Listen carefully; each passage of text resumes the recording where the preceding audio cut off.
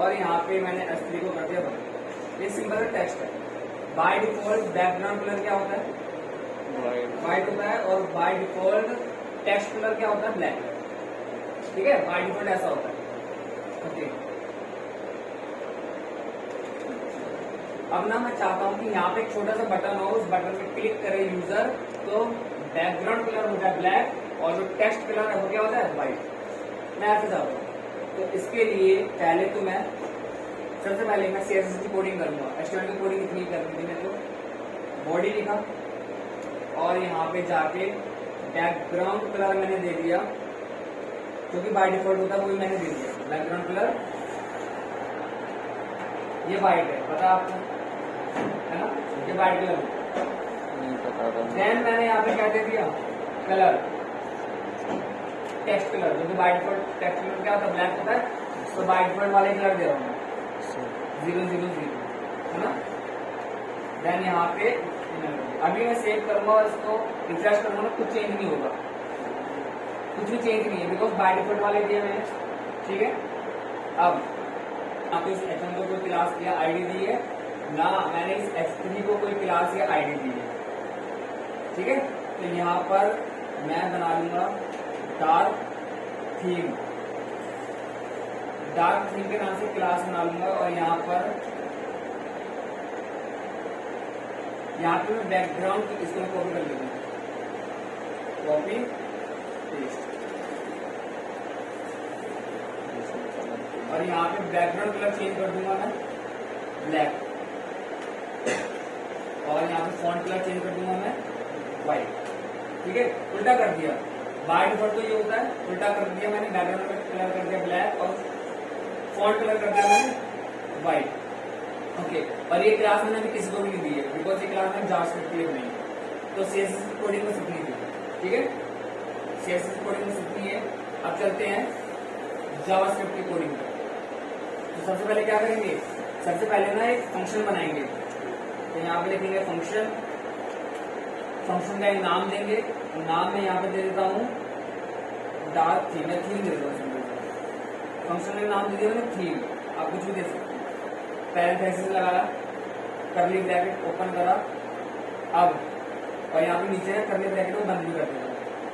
यहाँ पे एक वेरिएबल बनाऊंगा। सबसे पहले वेरिएबल बनाने के क्या करते हैं? हाँ, ब्रैकेट लिखते हैं। ठीक है, एक वेरिएबल का नाम दूंगा। नाम मैं दे देता हूँ यहाँ पे क्या? x। आप कुछ भी नाम दे सकते हो, बस रूल को फॉलो करना है। अदर रूल वेरिएबल के क्या होते हैं ना, इन रूल को फॉलो करना है। देन मैं यहाँ पे लिखूंगा document dot body, document dot body. अगर मैंने बॉडी क्यों लिखा? हाँ, क्योंकि मुझे किसमें चेंज करना है? बॉडी में। और यहाँ पे तो मैंने कोडिंग कर रखी है बॉडी में, कर राइट, इसलिए मैंने यहाँ पे बॉडी लिखा।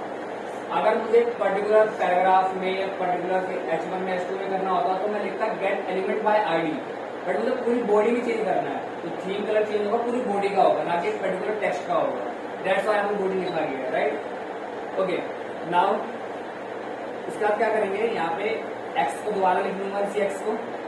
ठीक है ना, उसके बाद यहाँ पे लगाऊंगा डॉट क्लास लिस्ट डॉट टूबल। अभी बताऊंगा कैसे काम कर रहा है, पहले मैं लिख दूं। और यहाँ पे मैं लिख दूंगा अपनी क्लास का नाम, जो कि ऊपर वाली क्लास दी थी मैंने डार्क थीम। किसी को ये डॉट नहीं तो कितना कॉपी करके नीचे की साइड कर दूंगा मैं क्या? पेस्ट, या पेस्ट कर दूंगा।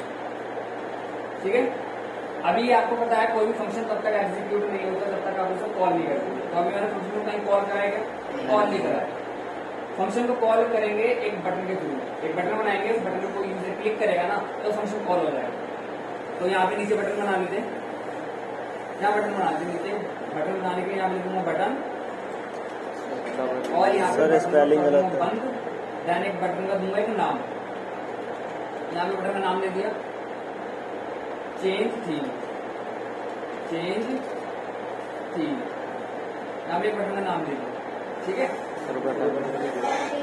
क्या? हाँ, अब यहाँ पे कौन सा इवेंट लगाना है मुझे?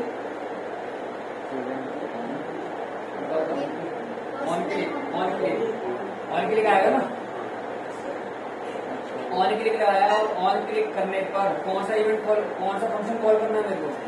थीम। बस कोडिंग कंप्लीट हो गई। ठीक है, अभी सेव करते हैं, रिफ्रेश करते हैं, यहाँ पे आगे बढ़ते हैं। अब देखो काम कैसे करेगा ये तो सिंपल टेक्स्ट है जो भी डिस्प्ले हो रहा है। ठीक है, इसमें कुछ नहीं है। अब यूजर के सामने ये बटन दिखाई देगा। यूजर जब इस बटन में क्लिक करेगा ना, क्लिक करने के बाद अभी बाय डिफॉल्ट जो बॉडी का बैकग्राउंड कलर है वो ये है, बाय डिफॉल्ट जो फॉन्ट कलर है वो ये है। जैसे ही यूजर इस बटन में क्लिक करेगा तो ये फंक्शन मेरा कॉल होगा, और कॉल होने पर ये बॉडी के अंदर जो भी कंटेंट है ना रिप्लेस हो जाएगा किससे? डार्क थीम से। डार्क थीम से रिप्लेस हो जाएगा, और डार्क थीम में मैंने क्या लिखा? Background colour black and colour ये। ठीक है, इस पे लिखा। तो सेव करते हैं, रिफ्रेश करते हैं। ओके, ठीक है, तो ऑटोमेटिकली यहाँ पे हमारा चेंज हो गया, बैकग्राउंड कलर भी चेंज हो गया, फॉन्ट कलर भी चेंज हो गया। इसी तरीके से आप जितनी भी आपको वेबसाइट दिखती है, ठीक है, वो सारी इस तरीके से करती है। अब जैसे मैंने बताया, मैं अभी एक वेबसाइट बना रहा हूँ, उस पर भी मैंने रात को डार्क थीम अप्लाई करा है। ठीक है, तो इसी तरीके से करा है मैंने, सेम इसी तरीके से करा। ठीक है, अब इसको दोबारा क्लिक कर दो, नॉर्मल। ठीक है, इस तरीके से आप अपनी वेबसाइट को लाइट थीम और डार्क थीम बना सकते हो। अब जरूरी नहीं है कि डार्क थीम बनाने कोई और थीम ले लो, कलर चेंज करना मतलब आपको बैकग्राउंड कलर होगा। ठीक है ना। अब जैसे एग्जाम्पल के लिए अगर मैं यहाँ पे कर दूंगा रॉयल ब्लू, देखते हैं ये कैसा लगेगा। ठीक है, ओके, अब ऐसा करो, उसकी पिक्चर ले लो। पहले मैंने यहाँ पे आपको भेजी कंडीशन,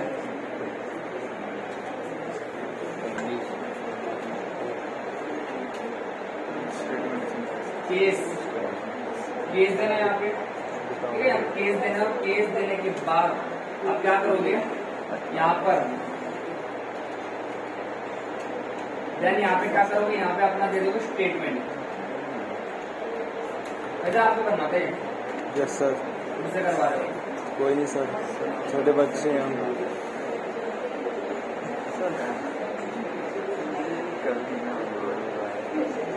अच्छा, एक मिनट पहले ये बताने से पहले ये बताओ,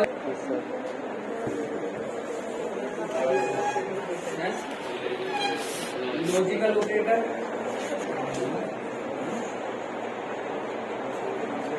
plus comparison operator, comparison operator को ना कंडीशनल ऑपरेटर भी कहा जाता है। कंपैरिजन ऑपरेटर, कंडीशनल ऑपरेटर, और आपका होता है यहाँ पे, ठीक है। अभी तीन देखते हैं। सबसे पहले देखते हैं अर्थमेटिक ऑपरेटर को। अर्थमेटिक ऑपरेटर के भी टाइप्स हैं। पहला होता है आपका एडिशन। सर ये तो हो गया, ये हो गया ना? सर तो वही तो बोल रहा हूँ, आगे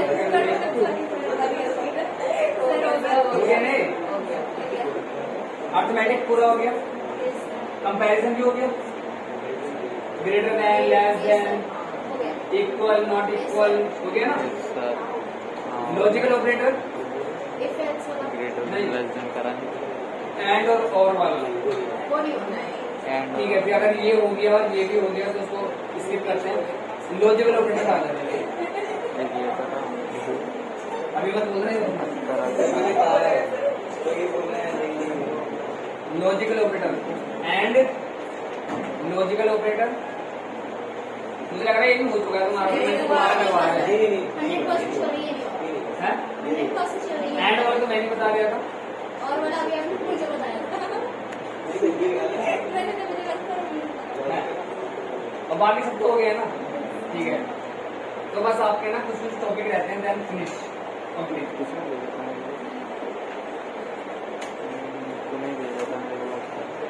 ये सारी चीजें हो चुकी है।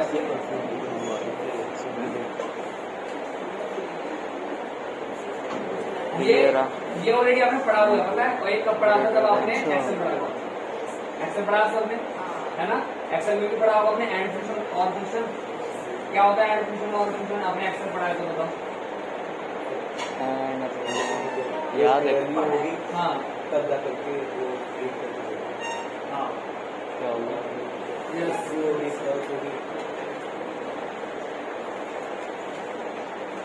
टेबल होती है, तो टेबल है यहाँ पे वैल्यू। इस टेबल को याद कर लेना ज्यादा केस में, बहुत सिंपल सा है, टेबल को याद कर लेना, ठीक है। और यहाँ पे हमारा आएगा रिजल्ट। हाँ, तो यहाँ पे अगर पहली वैल्यू ट्रू है और दूसरी वैल्यू भी हमारी यहाँ पे ट्रू है, तो फाइनल रिजल्ट क्या होगा? ट्रू। पहली वैल्यू ट्रू है और दूसरी फॉल्स है, तो फाइनल रिजल्ट क्या आएगा? फॉल्स। यस, पहली वैल्यू अगर फॉल्स है, दूसरी वैल्यू अगर ट्रू है, तो फाइनल रिजल्ट आएगा आपका फॉल्स। पहली वैल्यू अगर फॉल्स है और दूसरी भी फॉल्स है, तो फाइनल रिजल्ट आएगा आपका ट्रू, सॉरी फॉल्स, मुझे भी कंफ्यूज कर रहे थे। पहला फाइनल रिजल्ट आएगा फॉल्स। अभी ये मैथ नहीं है, प्लस माइनस प्लस हो जाएगा, नहीं वो नहीं है। एंड लॉजिकल ऑपरेटर तो सिंपल होता है ना, वो ये होता है जो कि ऑलरेडी, ठीक है। अगर पहली वैल्यू ट्रू है और दूसरी फॉल्स है, तो फाइनल रिजल्ट क्या होगा आपका? ट्रू। पहली फॉल्स है, दूसरी ट्रू है, तो फाइनल रिजल्ट क्या होगा आपका? ट्रू। देखो एंड में क्या होता है? एंड में ना अगर सारी वैल्यू ट्रू है तभी ट्रू आता है। इसमें दोनों वैल्यू ट्रू है तो ट्रू आ गया। इसमें क्या दोनों वैल्यू ट्रू है? एक ही ट्रू है, दैट्स व्हाई यहाँ पे क्या आ रहा है? फॉल्स। यहाँ पर भी एक ही ट्रू है, यहाँ पे फॉल्स आ रहा है, यहाँ पे तो कोई ट्रू है ही नहीं, इसलिए यहाँ पे फॉल्स आ रहा है, ठीक है। ओके, और यहाँ पे और में क्या होता है? और में एक भी ट्रू होता है ना, तो ट्रू आता है, ठीक है। जैसे एक छोटे एग्जाम्पल ले सकते हो, जैसे हर इंसान के अंदर अच्छा बुराई होती है, ठीक है, तो उसके अंदर मान लो 99% बुराई है, लेकिन अगर एक भी अच्छाई है ना, तो उसकी क्या देखनी है? अच्छाई को देखनी है। अगर यहाँ पे कितना भी फॉल्स फर्क नहीं पड़ता, लेकिन अगर एक भी ट्रू है तो उसको ट्रू ही देखना है, समझ गए? ओके, हाँ, बुराई नहीं देखनी है, ऊपर वाले बुराई नहीं दिख रही है। ऊपर वाले का एग्जाम्पल हो सकता है कि जैसे एक गंदी मछली पूरे तालाब को गंदा करती है ना, वैसे ही है। अगर 99 ट्रू है बट एक फॉल्स है ना, तो सबको फॉल्स बना देगा, समझे ना? नहीं, उसको ताकत है। तो यहाँ पे दो वैल्यू ट्रू है तो फाइनल वैल्यू ट्रू आ गया। यहाँ पे एक दोनों से एक ट्रू है तो ट्रू हो गया। यहाँ पे भी दोनों से एक ट्रू तो ट्रू हो गया, तो कोई दोनों फॉल्स है, ठीक है।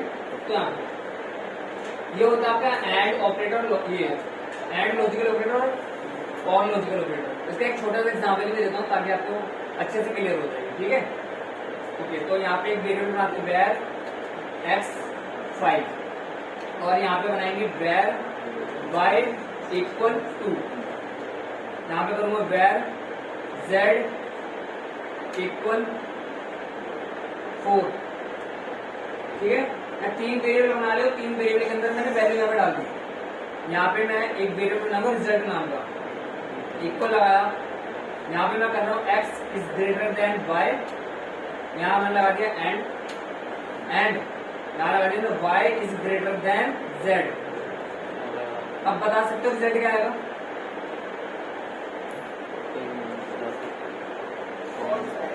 कैसे?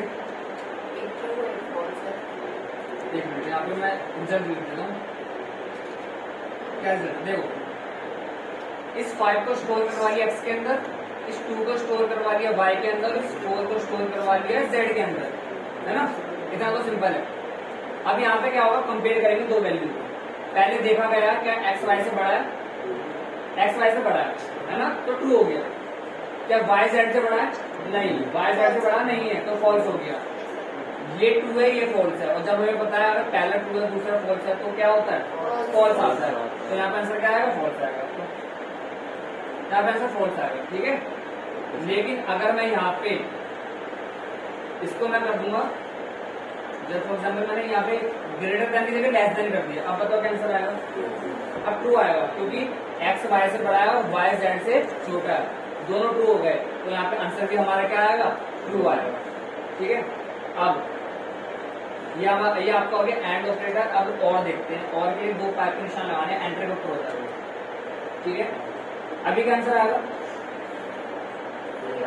अभी का आंसर ट्रू आएगा, बिकॉज x अभी भी y से बड़ा है और y अभी भी z से छोटा है, तो अभी आंसर ट्रू ही आएगा, कुछ चेंज नहीं हुआ इसमें। लेकिन अगर मैं यहाँ पे ग्रेटर देन की जगह कर दूं, ये सॉरी लेस देन की जगह कर दूंगा ग्रेटर देन, आपके आंसर आएगा बता सकते हो? ट्रू है। ट्रू आएगा। एक्स वाई से बड़ा है, ट्रू हो गया, लेकिन क्या वाई जेड से बड़ा है? नहीं, ये फॉल्स हो गया। बट एक तो बड़ा हो गया ना, एक तो ट्रू हो गया ना, तो यहाँ पे आंसर भी हमारा क्या आएगा? ट्रू आएगा। जैसा यहाँ पे अभी भी ट्रू है, लेकिन वहां पर दोनों फॉल्स हो गए ना तो फॉल्स आएगा। तो इस तरीके से आपका एंड और काम करता है। ठीक है, ओके, तो ठीक है, फिर आज की क्लास में इतने ही।